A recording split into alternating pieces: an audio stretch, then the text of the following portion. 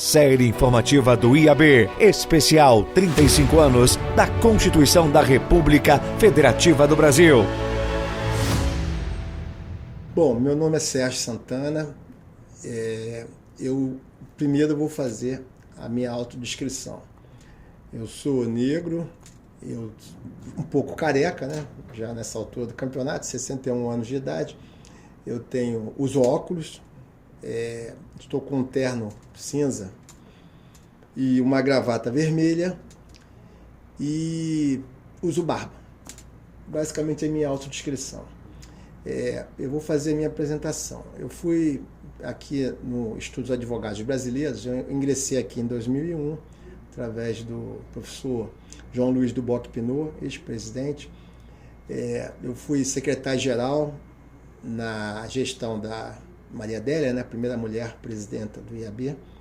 Fui quarto secretário na gestão do ex-presidente Celso Soares. Eu fui presidente da Comissão de Direito Constitucional durante 4 anos e 4 meses. Fui presidente da Comissão de Direito da Integração também por um bom período. Atualmente sou vice-presidente da presidente Eliana Araújo. E fui presidente do Conselho Editorial, que tive a honra de conseguir produzir 2 revistas aqui para o nosso Instituto. Bom, vamos fazer aqui uma pequena exposição sobre um tema muito importante da Constituição de 1988, que é o tema das funções essenciais à justiça.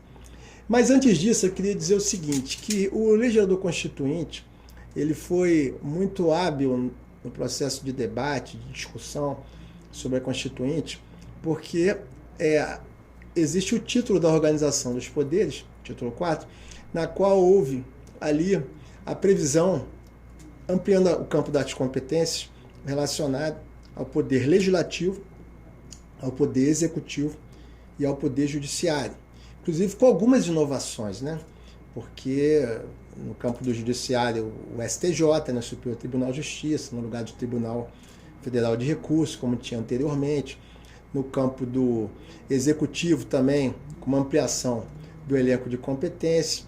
No campo do legislativo, principalmente, né, porque nós tivemos, durante o regime militar, o regime civil-militar, oriundo do golpe de 1964 até 1985, uma série de atos, né, de exceções, como a supressão de direitos políticos de parlamentares, ou seja, membros do Poder Legislativo. Tivemos a supressão também de membros do Poder Judiciário, né, inclusive 3 ex-ministros do Supremo Tribunal Federal. E, por conta disso, né, houve uma preocupação muito grande do legislador constituinte no sentido de ampliar as competências do Poder Legislativo. E o interessante é que, nesse título, ele também, seguindo a continuidade dos poderes, ele também fez a previsão justamente das funções essenciais à justiça. E as funções essenciais à justiça acaba sendo uma espécie de complemento de importantes funções, importantes atribuições, que acabam tendo não só a possibilidade de ter uma vinculação na atividade do Poder Judiciário, mas também atuando em relação ao Poder Executivo, de alguma forma, e também em relação ao Poder Legislativo. Então vamos a elas. Qual foi a preocupação do legislador constituinte?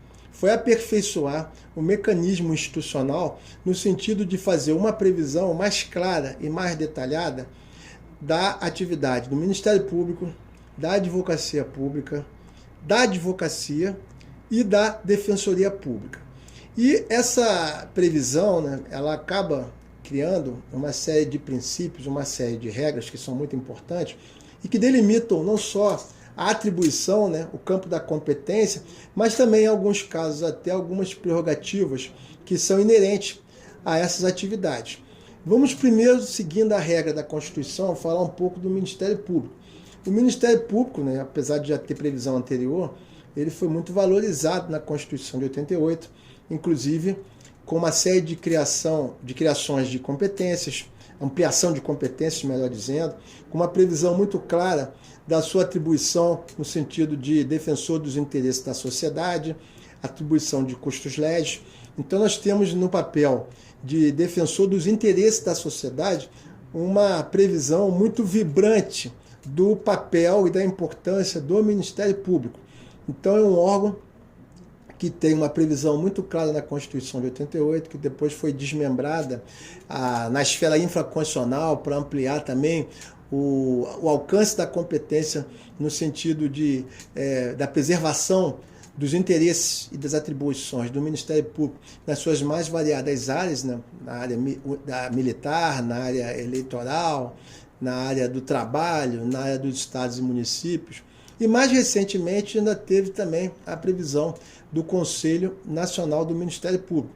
Então nós temos uma atribuição muito importante, que é a atribuição do Ministério Público, fazendo parte dessas chamadas funções essenciais à Justiça.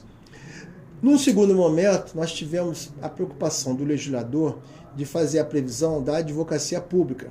Então a advocacia pública, dentro dessa previsão de um sistema federativo, né, importante, né, principalmente a federal e a estadual, já que a municipal tem uma série de problemas, porque muitos municípios não têm ainda uma advocacia pública consolidada, né, até por conta de serem municípios pequenos, com pouca arrecadação, então tem uma série de dificuldades, inclusive de ter procuradores municipais de carreira, mas a nível federal e estadual não, e distrital, já uma consolidação muito clara, né, muito consistente em relação à atuação da advocacia pública, e que tem uma atribuição muito clara, né, porque apesar de se confundir a defesa do presidente, defesa do governador, defesa do prefeito, mas muito mais do que isso, é a defesa do interesse público, é a defesa das políticas públicas. Então, muitas políticas públicas que são implementadas,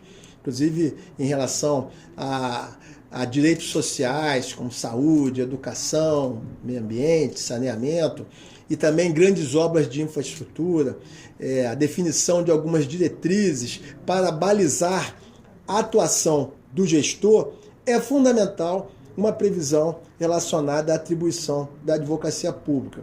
Então, nessa atribuição, para salvaguardar justamente a atribuição daquele que foi sufragado pelas urnas para, através do seu mandato, poder fazer a gestão, é muito importante nessa previsão, né, que o legislador constituinte teve a sensibilidade de detalhar de uma forma mais clara enquanto função essencial à justiça. Nessa sequência, nós temos o papel da advocacia, né? A advocacia ela foi muito preservada, né, no sentido da sua importância enquanto advocacia privada, né, enquanto profissional liberal, no sentido, inclusive, de preservar os valores de defesa do cidadão.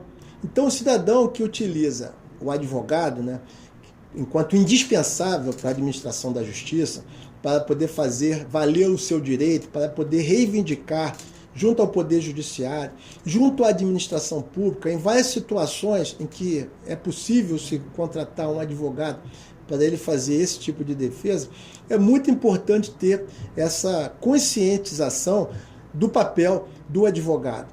Então nós temos, inclusive, na Constituição de 88, uma preocupação que foi manifestada nos debates por ocasião tanto da discussão nas comissões temáticas, como também na comissão de sistematização, que foi não só a previsão do advogado enquanto integrante das chamadas funções essenciais à justiça, mas também a constitucionalização do papel do Conselho Federal da OAB, como uma das instituições legitimadas para ingressar, com base no artigo 103 da Constituição, como diretamente ao Supremo Tribunal Federal, como legitimado para poder interpor uma ação dentro do controle de constitucionalidade. Então, eventual arguição de inconstitucionalidade de determinadas leis, como, por exemplo, a Lei do Mandado de Segurança, o Conselho Federal entrou com a ação direta de inconstitucionalidade, entendendo que alguns dos artigos seriam inconstitucionais dessa nova lei, ou quando tem também uma situação em que se pede para fazer uma análise de um chamado preceito fundamental que estaria sendo entendido, né, ou interpretado de forma equivocada, como foi no caso da Lei da Anistia, se não estou equivocado, a DPF 153, em que houve uma a arguição de descumprimento do preceito fundamental para que se reinterpretasse, o Supremo Tribunal Federal reinterpretasse a aplicação da lei da anistia, porque há uma compreensão muito clara, e eu acompanho essa corrente, no sentido de que, dentro das circunstâncias do momento em que foi aprovada a lei da anistia, havia uma situação extremamente injusta, porque nós tivemos uma equiparação da figura do torturador com a figura do torturado. Então, os crimes de lesa humanidade, os crimes de direitos humanos cometidos na época do regime civil-militar de 64 a 35 deveriam ser objeto de investigação, até porque toda a doutrina do direito constitucional e principalmente dos direitos humanos entendem como imprescritíveis os chamados crimes de lesa humanidade. Infelizmente, não foi a interpretação do Supremo Tribunal Federal, mas eu acho que o Conselho Federal da OAB fez o seu papel ao ingressar com essa tentativa de uma reinterpretação da chamada Lei da Anistia, que é de 79, ou seja, inclusive aprovada durante o regime militar. E, finalmente, nós temos o papel da Defensoria Pública. A Defensoria Pública, que inclusive a do Rio de Janeiro, ela foi utilizada como paradigma, porque a Defensoria Pública do Rio de Janeiro e a Defensoria Pública do Rio Grande do Sul são as duas defensorias mais importantes no sentido do conteúdo histórico, né? Porque hoje nós temos praticamente todos os estados com defensoria, a última é Santa Catarina, né? Houve também uma ação junto ao Supremo Tribunal Federal que delimitou um prazo, e aí eles tiveram um ano para se organizar, fazer um concurso e poder organizar a sua Defensoria Pública. Então, todos os estados têm a Defensoria Pública sistematizada, e é importante ter essa previsão da Defensoria Pública enquanto função essencial à Justiça, porque as pessoas que não têm condições de pagar um advogado, aquelas pessoas que são chamadas hipossuficientes, que têm as suas demandas, têm seus problemas, têm as suas situações jurídicas que precisam ser objeto de uma interposição de uma ação judicial junto ao Poder Judiciário, pelas instâncias do Poder Judiciário, elas teriam o acompanhamento desses defensores públicos, que são funcionários públicos, né? Tanto temos a nível federal como a nível estadual, no sentido de dar um suporte para que eles possam ingressar junto às instâncias do Poder Judiciário. Então, esse panorama ele é muito importante para nós compreendermos a sensibilidade do legislador constituinte quando criou essa quarta estrutura, né? Porque, como eu falei no início, nós temos o Poder Legislativo, o Poder Executivo, o Poder Judiciário e as funções essenciais da Justiça, numa compreensão de que essas instituições, elas são instituições importantes. Essas carreiras, por exemplo, que integram a Advocacia Pública Federal, Estadual, essas carreiras que integram a Defensoria Pública Estadual, Federal, o Ministério Público Federal, Estadual, são carreiras típicas de Estado, né? São carreiras que precisam de ter prerrogativas, de ter uma valorização, de ter um concurso público rigoroso, de ter toda uma previsão no sentido de assegurar que eles possam, através do seu munus público, exercer a sua missão e atribuição constitucional. Então, nesse contexto, né, eu saúdo a previsão da Constituição de 88, que privilegiou as chamadas funções essenciais da Justiça. Não há uma hierarquia, ninguém é melhor do que ninguém, nem o juiz, nem o promotor, nem o defensor, nem o procurador, nem o advogado. Todos estão irmanados com o objetivo de que nós tenhamos a celeridade, a prestação jurisdicional, o acompanhamento dos processos judiciais, no sentido de tentar restabelecer a questão mais importante de todas, que foi a preocupação do Constituinte, que é o estabelecimento da justiça. Muito obrigado. IAB Nacional, 180 anos. Na vanguarda do direito desde 1843. Associe-se